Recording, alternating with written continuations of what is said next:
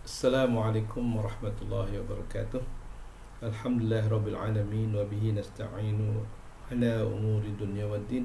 Wassalatu wassalamu ala sayyidil mursalin sayyidina Muhammadin wa ala alihi wa sahbihi ajmain.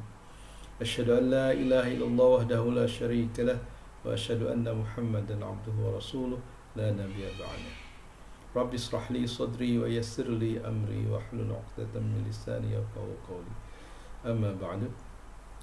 Rekan-rekan mahasiswa dan para pemirsa pada umumnya yang saya cintai, alhamdulillah pada kesempatan ini kita masih diberi waktu untuk meneruskan kuliah kita Filsafat Manusia bagian ke-12 yang kali ini akan mengambil tema manusia dan keluarganya. Pada kuliah yang lalu kita berbicara tentang manusia dan dirinya, yaitu kewajiban manusia terhadap dirinya. Pada kesempatan ini saya akan berbicara tentang manusia dan kewajibannya terhadap keluarga. Ya.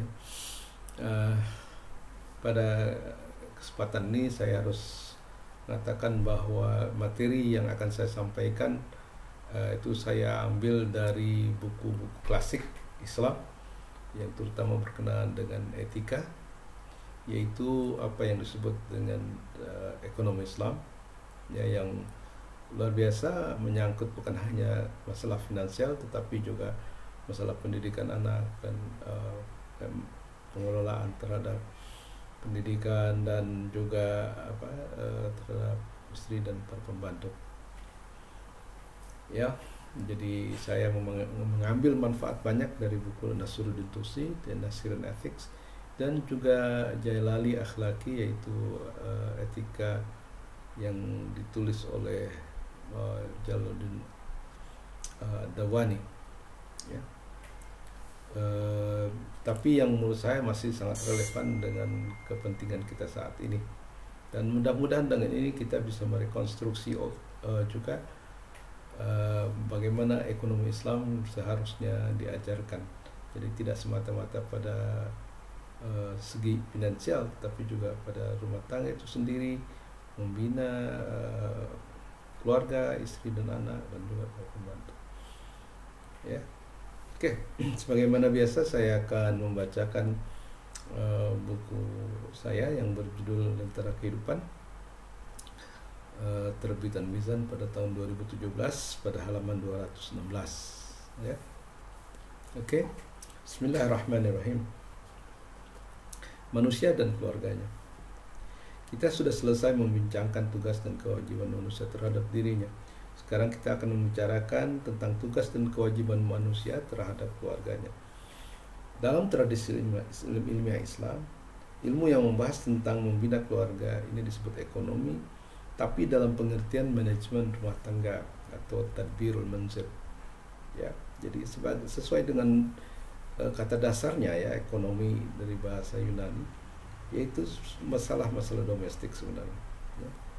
Sebagaimana etika, ekonomi yang termasuk ilmu praktis yang tujuannya adalah membimbing manusia bagaimana membina keluarga yang bahagia. Jadi harus diingat bahwa ekonomi itu adalah masuk kepada ilmu-ilmu praktis, ya. Jadi ilmu praktis yaitu ada 3, akhlak atau etika yang sudah kita bahas pada tema yang lalu. Kemudian ekonomi dan politik. Jadi politik juga adalah sebagainya, sebenarnya adalah bagian dari ilmu etika atau ilmu praktis, ya. Jadi dalam pandangan tradisi ilmiah Islam, ekonomi dan politik tidak boleh dilepaskan dari pertimbangan akhlak atau moralitas, ya. Ya, jadi setelah kita katakan minggu yang lalu bahwa tujuan etika adalah membina pribadi yang baik, yang itu akan tercapai pada tingkat tertingginya, yaitu adalah itu keadilan. Dan kalau kita sebagai individu sudah adil, maka kita akan melakukan tindakan-tindakan ekonomi dan politik yang adil juga, begitu, ya. Jadi dengan kata lain bahwa ekonomi dan politik tidak bisa dilepaskan dari moral consideration, yaitu pertimbangan moral. Nah, ini mungkin yang membedakan dengan ekonomi dan politik modern yang semata-mata adalah berbicara tentang bagaimana mendapatkan kekuasaan, ya, dan bagaimana mengolahnya. Oke.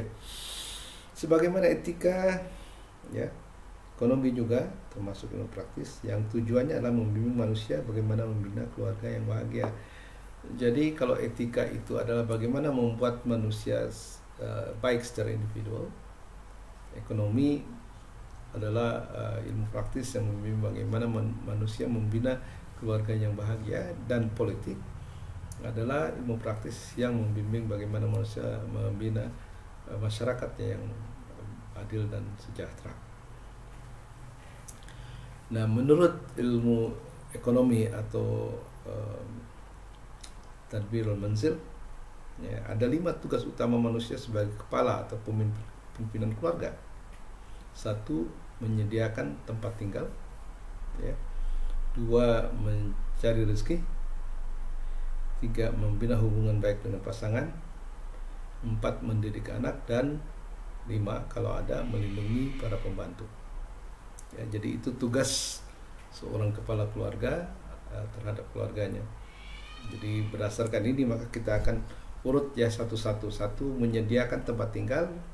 2. Mencari rezeki. 3. Membina hubungan baik dengan pasangan.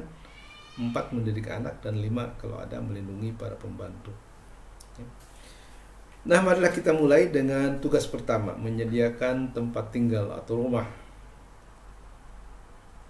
Sebenarnya salah satu motivasi utama manusia bertindak adalah mempertahankan hidup, baik sebagai individu maupun sebagai spesies atau bangsa.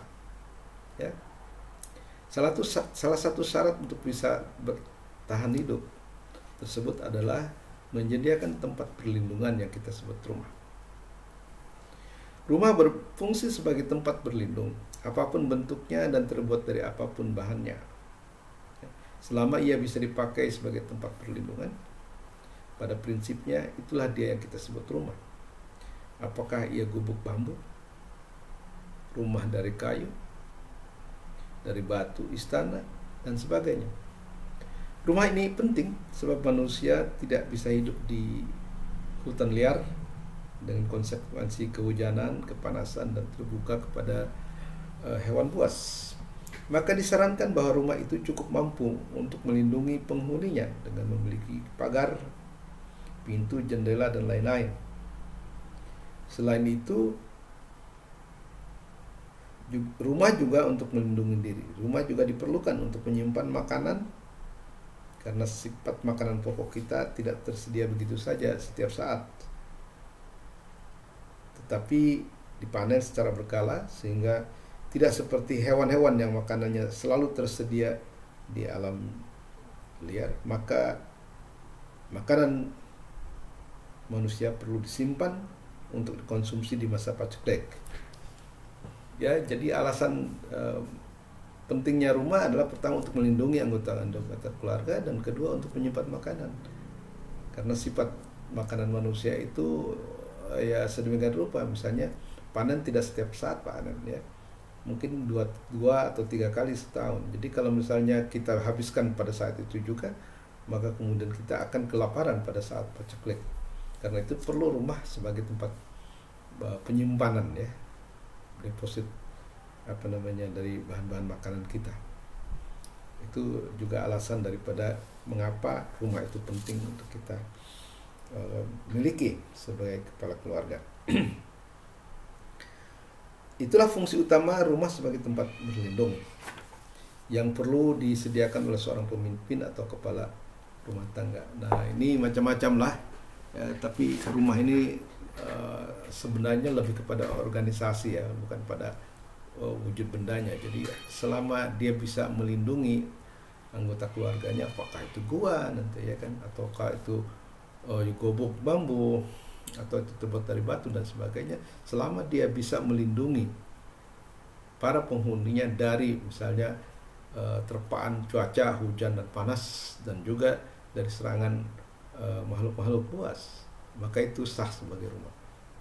Ya, jadi kewajiban seorang kepala keluarga adalah membangun rumah. Oke, nah sekarang mari kita kembali kepada tugas kedua. Ya, tugas kedua kepala keluarga adalah mencari rezeki. Ya, kadang-kadang disebut mencari nafkah, walaupun sebenarnya kalau menurut saya nafkah itu adalah pembelanjaannya. Ya. Membelanjakan harta kita, rezeki kita, itulah yang disebut nafkah. Tapi kadang-kadang kita sudah keliru ya, mencari nafkah katanya gitu kan. Oke, jadi saya gunakan istilah mencari rezeki. Walaupun kadang-kadang saya juga masih menggunakan mencari nafkah. Manusia adalah makhluk yang tidak bisa hidup tanpa makanan dan minuman. Dengan demikian, makanan dan minuman sangat penting untuk mempertahankan kelangsungan hidup, terutama kelangsungan hidup individual. Namun makanan untuk manusia, seperti telah disinggung, biasanya tidak tersedia begitu saja setiap saat, tapi harus dicari dan diperoleh dari orang lain, ya, apakah dengan cara barter atau membeli. Pada zaman sekarang, cara barter mungkin sudah tidak bisa dipertahankan lagi, ya, sehingga jual beli menjadi alternatif yang paling cocok dengan zaman kita. Meskipun begitu, jual beli atau perniagaan tidak bisa berjalan tanpa kita memiliki uang. Oleh karena itu, sudah menjadi kewajiban bagi kepala keluarga untuk mencari uang atau rezeki agar kelangsungan hidup dirinya dan anggota keluarganya terjamin. Jadi adalah kewajiban kepala keluarga ya untuk mencari rezeki supaya kita bisa menghidupi dan menjaga kelestarian dari anggota keluarga yang menjadi tanggungan kita. Ya macam-macam caranya. Ya bekerja, ya kan, bekerja apa saja, yang penting halal, ya kan. Dari pekerjaan yang disebut dipandang hina, pekerjaan yang biasa, dan sampai yang mulia, ya, tergantung pada profesinya, ya. Oke, dalam ekonomi ada cabang ilmu yang membicarakan tentang bagaimana mencari nafkah atau rezeki dengan baik yang disebut finance atau keuangan. Dalam keuangan Islam diaturlah satu, bagaimana mencari rezeki yang halal dan baik. Jadi mencari rezeki di dalam ekonomi Islam tidak boleh dengan segala cara, apalagi dengan menghalalkan segala cara, tidak. Ya. Jadi mencari rezeki juga ada cara-cara yang baik dan halal. Ya. Nah, inilah mungkin yang membedakan antara ekonomi Islam dan ekonomi sekuler, ya, di mana Islam menganjurkan bahwa mencari nafkah itu harus dengan cara fair, cara adil, halal dan baik. Kedua, setelah kita mendapatkan rezeki, bagaimana menafkahkan atau membelanjakannya dengan benar. Jadi cara menginfakkan dan membelanjakan harta juga harus yang benar. Karena ingat bahwa ekonomi dalam Islam itu adalah bagian daripada ilmu akhlak, etika. Jadi ada etikanya. Dan ketiga, bagaimana menyimpannya. Nah, ini saya kutip dari Ibnu Sina, ya, sebenarnya di Ibnu Sina dan juga Nasiruddin Tusi dan juga Dawani, ya. Mencari rezeki tidak boleh dilakukan tanpa memedulikan bagaimana ia diperoleh, apakah dengan cara yang baik dan sah atau tidak. Ya, jadi misalnya Islam sangat mengingatkan bahwa kalau kita berjualan kita harus adil, timbangan harus tepat, tidak boleh curang, ya. Karena walaupun itu mungkin akan mendatangkan keuntungan, tapi caranya dianggap tidak benar, dan karena itu hasilnya mungkin tidak halal. Dan dia sadari juga bahwa rezeki harus dicari sesuai dengan profesinya. Nah, sebagai ilmu praktis yang didasarkan pada nilai-nilai moral, tidak semua profesi dipandang sama nilainya. Jadi dalam Islam ada juga tuh tingkat-tingkat kemuliaan daripada profesi kita, ya.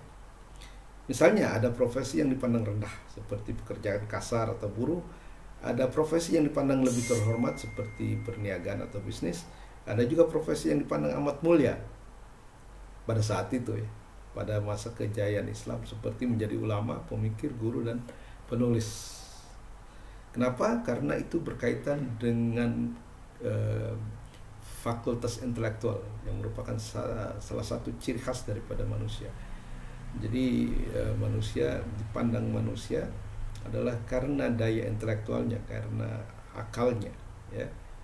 Jadi kalau kita berpikir di bidang intelektual itu dipandang lebih tinggi, yaitu sebagai ulama, pemikir, guru dan penulis, dibandingkan dengan yang hanya mengandalkan kekuatan fisik saja, ya, seperti buruh dan sebagainya.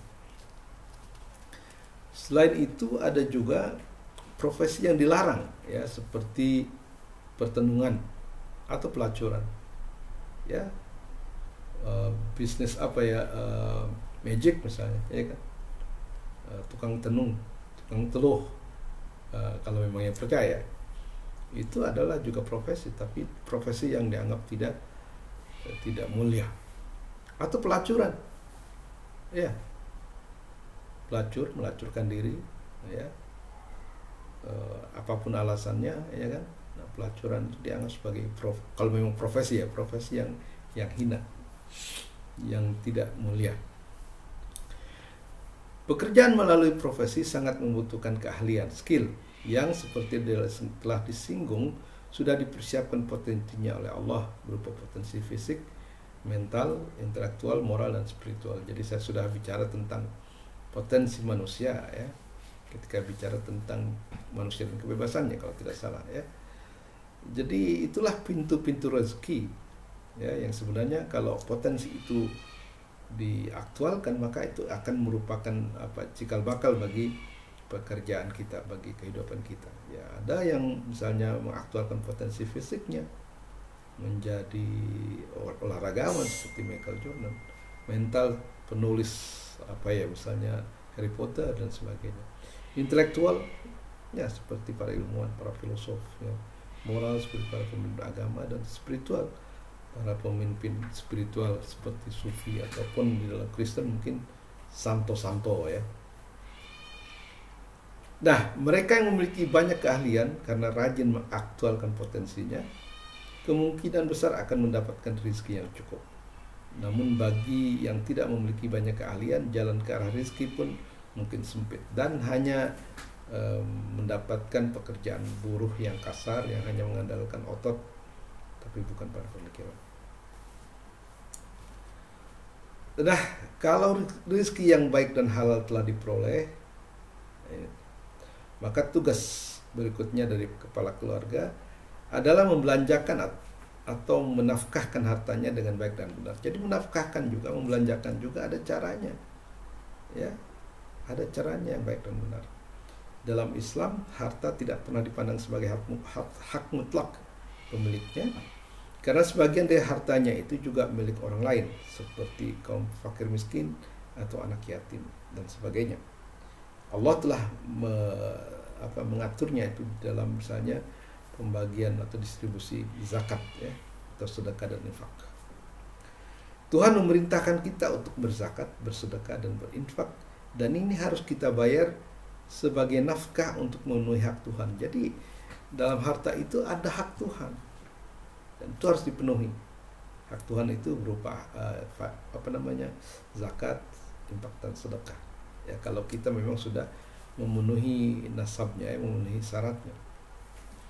Jadi walaupun itu boleh kita sendiri, ya, mendapatkannya, tapi ada hak orang lain. Dan sinilah sisi sosial, ya, dari agama Islam, di mana segala ibadah selalu mempunyai aspek sosialnya, ya. Oke, nah setelah kita memenuhi hak Tuhan, kepala keluarga juga harus memberikan nafkah keluarganya, istri, anak, pembantu, dan semua pihak yang berada dalam perlindungannya, termasuk juga para pembantu. Nah, baru setelah menafkahkan harta, menurut keuangan Islam, kita juga harus mampu menabung atau saving untuk berjaga-jaga di masa depan apabila ada keperluan yang mendesak, sehingga tidak perlu meminjam dan merepotkan orang lain. Jadi ini ahli-ahli ekonomi Islam, ya, termasuk Ibnu Sina, Serindusi dengan Dawani, itu selalu menyarankan bahwa kita itu harus menyisihkan uang dari penghasilan kita, jangan semua dipakai. Dan satu pedoman adalah jangan kemudian istilahnya besar pasak daripada tiang. Jadi kita harus tahu diri, kalau misalnya penghasilan kita sekian, itu harus dibelanjakan jauh lebih kurang dari situ. Dan setelah memenuhi hak Allah dan hak keluarga dan tetangga, itu harus bisa menabung. Mengapa menabung? Karena kita tidak pernah tahu apa yang akan terjadi di masa depan. Ya macam sekarang ini kan, kalau kita nggak nabung, tiba-tiba ada corona, ya kan, dimana kita tidak boleh bekerja dan sebagainya. Wah, hari pertama kita sudah kelimpungan dan akan meminjam sana sini. Nah itulah Ibnu Sina menyarankan bahwa kita harus menabung dengan menyisihkan sebagian daripada harta kita, jangan dihabiskan semua. Untuk apa? Untuk suatu waktu kita perlu, kita masih ada simpanan. Ya. Menabung dimungkinkan kalau sistem pembelanjaan atau nafkah kita tidak besar pasak daripada tiang. Hanya dengan cara itu usaha menabung akan bisa dilakukan. Ya, jadi seperti itu. Jadi menabung ini sudah dari sejak ya 1000 tahun yang lalu ya, di masa pemikir Islam ya, Miskawai abad ke-10, Ibnu Sina ya abad ke-11, Nasiruddin Tusi abad ke-13, Jalaluddin Ad-Dawani abad ke-15 selalu menekankan pentingnya menabung, saving ya. Jangan kita menganggap nanti rezeki akan selalu ada di depan, jadi jangan khawatir ya. Nggak usah terpikir untuk menabung. Itu adalah cara berpikir yang tidak benar menurut ajaran ekonomi Islam. Ya. Nah, apa ya kemudian yang berikutnya, tugas daripada manusia terhadap keluarganya? Satu, yaitu tugas ketiga, membina hubungan baik dengan keluarga, khususnya dengan istri. Nah, istri adalah teman hidup dalam rumah tangga. Istri sangat kita perlukan karena melalui istrilah seorang suami akan mempertahankan keturunannya atau bangsanya. Karena diharapkan bahwa keturunan kita akan menjadi keturunan yang baik-baik. Ilmu ekonomi atau manajemen rumah tangga biasanya memberi nasihat tentang bagaimana memilih calon dan karakter seorang istri yang baik. Jadi kepentingan utama dari berumah tangga, yaitu memiliki istri, adalah sebenarnya ya ini secara sangat dasariah ya, untuk mempertahankan spesies, untuk mempertahankan bangsa manusia. Kalau tadi makanan dan minuman adalah untuk mempertahankan diri kita sebagai sebagai individu ya, tapi untuk memelihara spesies bangsa manusia kita tidak bisa melakukannya sendiri. Kita harus mencari pasangan ya, dan dengan itu maka kita akan memiliki keturunan, dan dengan keturunan itu maka bangsa manusia diteruskan, karena tidak ada manusia yang hidup selamanya, harus ada regenerasi ya, dan itu tidak bisa kecuali melibatkan hubungan kita dengan istri ya, artinya berumah tangga. Jadi berumah tangga intinya adalah bagaimana menyambung kelangsungan bangsa manusia.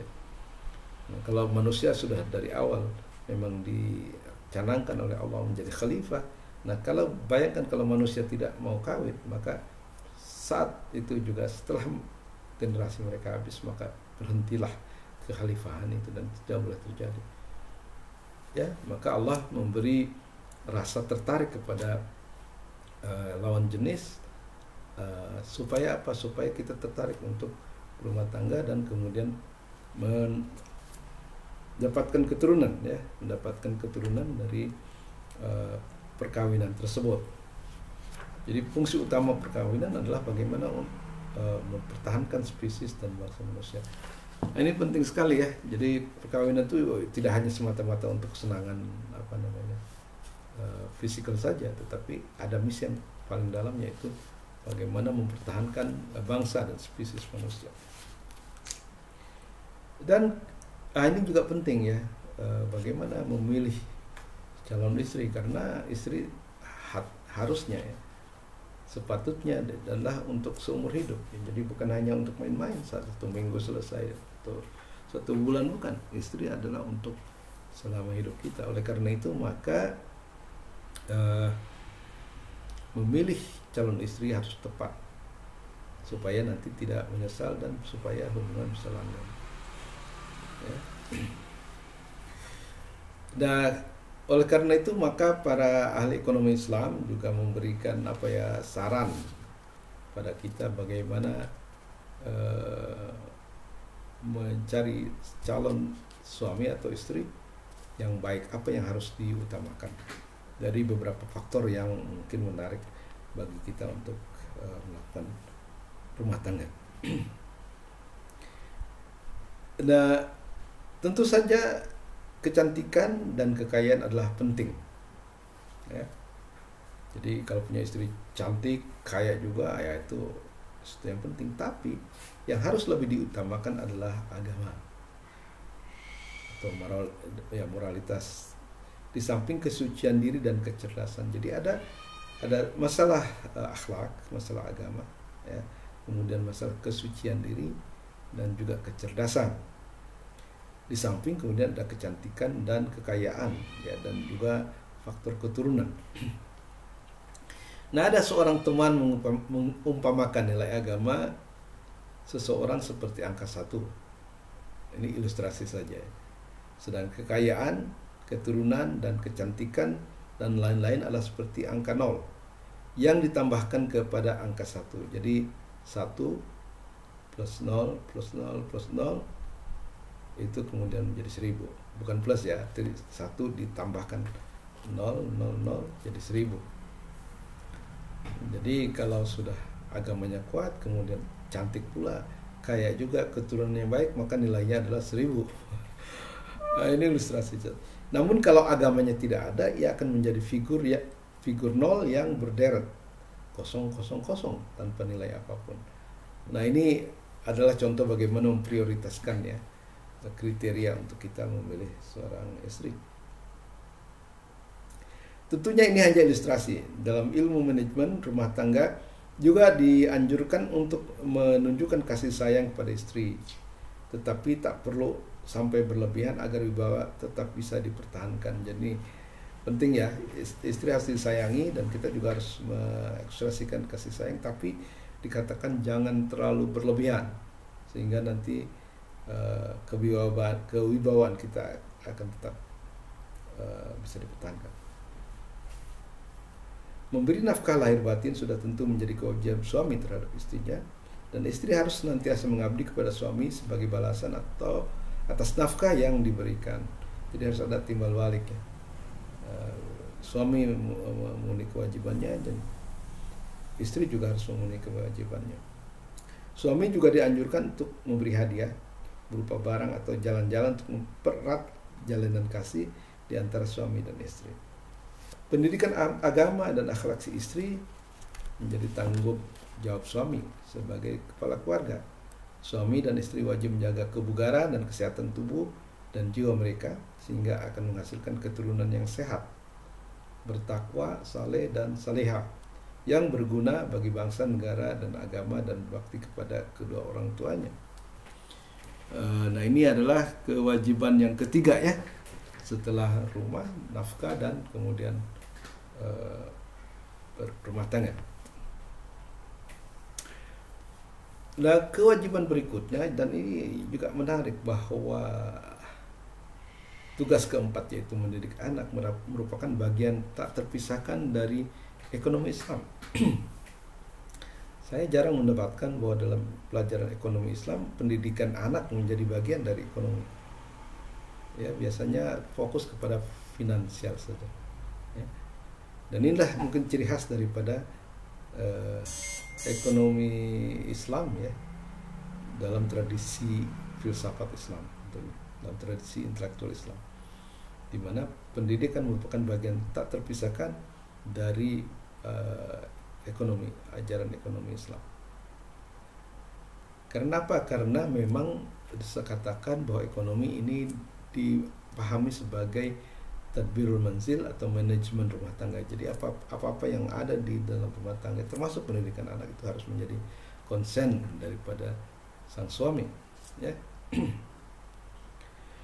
Segera setelah anak lahir, muncul kewajiban orang tua untuk mendidiknya secara formal maupun informal, baik pendidik intelektualnya maupun moralnya.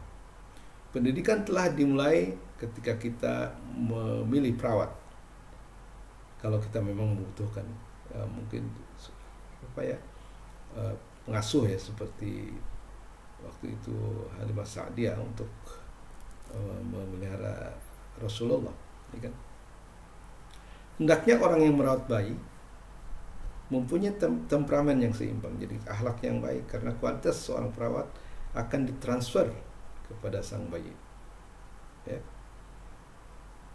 Mungkin melalui susunya ada tabiat, karakter yang akan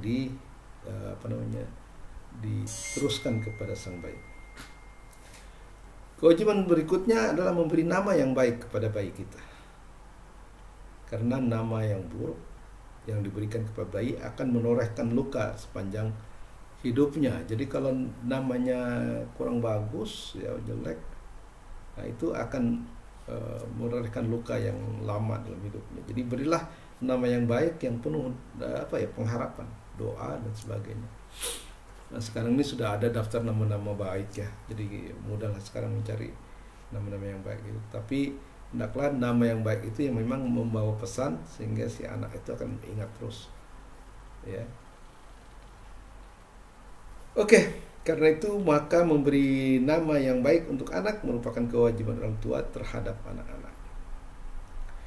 Pendidikan moral ya juga sangat penting untuk anak. Jadi ada pendidikan moral dan ada nanti pendidikan intelektual. Pendidikan moral sangat penting untuk anak. Kalau anak memiliki kebiasaan buruk dan kita bermaksud untuk memperbaikinya, perbaikilah sesegera mungkin secara benar dan efektif. Kewajiban pertama dalam pendidikan moral adalah mencegah sang anak dari bergaul dengan teman-teman yang dikenal berakhlak buruk, ar-razail. Jadi ini menurut para pemikir Muslim dulu ya, para filosof seperti Nasiruddin Tusi, juga Ibnu Sina dan Jalaluddin Ad-Dawani. Jadi pertama yang harus dijaga adalah supaya anak kita tidak bergaul dengan orang-orang yang berakhlak buruk. Karena katanya sekali kita bergaul dengan mereka, maka sifat-sifat buruk itu akan kita curi tanpa kita sadari. Nah, kalau Al-Ghazali pernah mengatakan tugas manusia terhadap anaknya adalah menjaga anak dari sengatan api neraka. Bagaimana caranya? Adalah caranya dengan mencegah mereka bergaul dengan orang-orang yang tidak baik. Nah, karena pikiran anak menurut Ad-Dawani adalah seperti kertas kosong yang sangat terbuka kepada semua goresan apapun yang diterimanya. Ya, jadi kalau dia bergaul dengan orang-orang yang buruk, maka kertas kosong itu akan diisi dengan goresan yang buruk. Seperti itu. Nah, pendapat Ad-Dawani bahwa seorang anak itu, pikiran anak seperti kertas kosong, atau ini mengingatkan kita pada pandangan John Locke dengan tabula rasa. Jadi ini sebenarnya bukan kalau memang ini ya, bukan pendapat pertama John Locke ini, tabula rasa itu. Ternyata Ad-Dawani yang hidup mungkin 2 abad sebelumnya sudah mencanangkan bahwa sebenarnya pikiran anak adalah seperti kertas kosong ya, yang sangat terbuka kepada semua goresan apapun yang diterimanya. Selanjutnya si anak harus diajari agama dan peraturan adat istiadat sesuai dengan perkembangan dan kemampuan si anak. Jadi mendidik anak pun harus sesuai dengan perkembangan pemikirannya ya. Jadi jangan salah waktu, jangan salah cara. Ya harus kita tuntut untuk mempraktekannya dan dicela ketika ia mengabaikan. Jadi kalau kita memberikan peraturan kepada anak harus diawasi sebenarnya ya, apakah dia menjalankan atau tidak. Kalau dia tidak menjalankan, itu patut dicela. Kalau dia mempraktekannya ya patut dipuji ya. Supaya itu menjadi kebiasaan ya. Kalau menurut Sigmund Freud itu hati nurani itu terdiri dari tadi perintah dari orang tua dan larangan dari orang tua, ya. Artinya perintah dan larangan itu sangat penting sekali untuk membina karakter seseorang. Ya kan, ketika orang tuanya sudah tidak ada, maka itu menjadi perintah dirinya. Dulu kan orang tua yang mengatakan jangan melakukan ini, jangan melakukan itu. Tapi setelah orang tuanya meninggal, maka dirinya sendiri akan mengatakan, oh, saya tidak boleh melakukan ini, tidak boleh melakukan itu, tapi harus melakukan ini dan harus melakukan itu. Maka disitulah terbentuk hati nurani. Jadi bayangkan kalau kita misalnya seorang tua tidak pernah melarang atau menyuruh anak-anak kita kepada kebaikan, maka tidak akan terbentuk sebuah hati nurani barangkali seperti itu, ya. Jadi memang harus ada disiplin. Dengan memuji perbuatan baiknya dan mencela perbuatan buruknya, kita harus membuatnya cenderung kepada yang baik dan merasa jijik terhadap perbuatan buruk. Jadi perintahan dan larangan itu dan juga celaan dan pujian itu adalah supaya mendorong anak kita untuk cinta kepada kebenaran dan jijik terhadap keburukan. Nada yang menarik dari para pemimpin dulu itu tentang pakaian, ya. Katanya kita harus menanamkan sifat sederhana yang pantas. Demikian juga dalam hal makanan. Harus diingatkan kepada mereka agar tidak terobsesi dengan makanan. Anak harus diberi pengertian bahwa tujuan sebenarnya dari makan adalah untuk melihara kesehatan, bukan semata-mata kenikmatan atau kelezatan. Dan bahwa makanan dan minuman adalah semacam obat untuk menghilangkan penyakit yang kita sebut lapar dan haus, ya. Namun perlu diingat bahwa sebagaimana obat memiliki ukuran dan atau dosis, makanan pun harus dikonsumsi sesuai dengan dosis yang diperlukan. Tidak boleh berlebihan dan berkurangan. Anak tidak boleh dibiarkan terlalu banyak tidur di waktu malam maupun di waktu siang, karena ia bisa menyebabkan kelambanan pada diri mereka. Itu kata para ahli. Ia juga harus dibiasakan berjalan kaki, menunggang kuda, ini pada masa lalu, ya. Dan kemudian semua keterampilan dan kecakapan yang cocok. Intinya ia harus menjalani hidup yang keras, bukan bermanja-manja. Adapun tentang adab berbicara atau bercakap-cakap, hendaknya mereka dilarang untuk membual tentang keturunan dan kekayaan orang tua mereka. Sang anak harus dicegah untuk berdusta atau bersumpah dalam kondisi apapun, baik ketika benar, apalagi ketika bohong. Latihlah anak untuk diam dan hanya bicara kalau diminta, untuk mendengar orang-orang lebih tua dan mengekspresikan diri dengan baik dan benar. Tentang pendidikan formal, ini ada juga nasihat-nasihat para ahli ekonomi Islam, adalah kewajiban orang tua untuk melakukannya. Pendidikan moral, kewajiban orang tua melakukannya. Berbekal ilmu yang ia telah raih, sang kepala keluarga haruslah menurunkan ilmu yang telah diperolehnya kepada anaknya sesuai dengan kemampuan mereka. Kalau tidak mampu mendidiknya secara langsung, hendaknya ia mengangkat guru atau instruktur yang memiliki prinsip dan kecerdasan, serta memiliki pengetahuan yang baik tentang moralitas, senang dengan kebersihan, dikenal bermartabat dan berperi kemanusiaan. Selanjutnya, guru itu juga harus mengetahui dengan baik keadaan para pemimpin bangsa atau petinggi negara, mengerti adab makan, adab menemani mereka, dan adab bergaul dengan bermacam-macam kelas manusia. Anak-anak sebaiknya bersekolah dan mendapat pendidikan dari guru semacam ini, ya. Anak harus didorong untuk menjadi dermawan dan diajarkan untuk memandang rendah segala benda yang fana di dunia ini. Karena lebih banyak penyakit yang datang dari kecintaan pada uang daripada dari pasir panas padang Sahara atau ular berbisa. Jadi ini menekankan betul, ya, bahwa kita jangan terlalu hubud dunia, mencintai dunia, ya. Banyak penyakit yang datang dari kecintaan pada uang daripada pasir panas padang pasir atau ular berbisa. Pada masa senggangnya boleh ia diizinkan bermain, ya, tapi jangan sampai berlebihan yang bisa menimbulkan kelelahan dan melakukan banyak kesalahan. Ketika daya nalar si anak mulai tumbuh, jelaskan kepadanya bahwa tujuan asal pemilikan harta dunia adalah untuk mempertahankan kesehatan agar tubuh bisa bertahan selama karir dunianya, untuk mempersiapkan dan memberi bekal jiwanya bagi kehidupan akhirat yang abadi. Jadi pendidikan ujung-ujungnya adalah untuk persiapan bagi kehidupan akhirat yang abadi, kebahagiaan di dunia dan juga kebahagiaan di akhirat. Kemudian katanya